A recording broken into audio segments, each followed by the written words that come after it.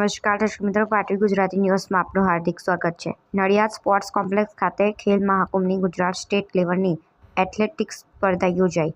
10 વર્ષ યોજાતો ખેલ મહાકુંભમાં બાળકોનો ઉત્સાહ જગાડવા માટે તથા ખેલાડીઓને આગળ વધે તે માટે સરકાર દ્વારા ઉજવાતો ખેલ મહાકુંભ આજ રોજ તારીખ 25ને રવિવારના રોજ નડિયાદ સ્પોર્ટ્સ કોમ્પ્લેક્સ ખાતે યોજવામાં આવ્યો, જેમાં અંડર 9 અને અંડર 11ના ભાઈઓ અને બહેનોની સ્પર્ધા યોજવામાં આવી, જેમાં ગુજરાતના દરેક જિલ્લામાંથી ખેલાડીઓએ જિલ્લામાં દરેક ઇવેન્ટ વાઇઝ પ્રથમ અને બીજા ક્રમાંકમાં આવ્યા હોય તેવા ખેલાડીઓએ ભાગ લીધો હતો।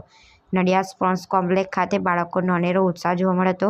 ત્યાં નિવાસ અને જમવાની ઉત્તમ વ્યવસ્થા કરવામાં આવી હતી, તેથી વાલીઓ તથા મેનેજર દરેકનો ઉત્સાહ જોવા મળ્યો હતો। દરેકે જિલ્લા રમતગમત અધિકારી સાહેબનો આભાર વ્યક્ત કર્યો હતો। પાટીલ ગુજરાતી ન્યૂઝ, નગીનભાઈ।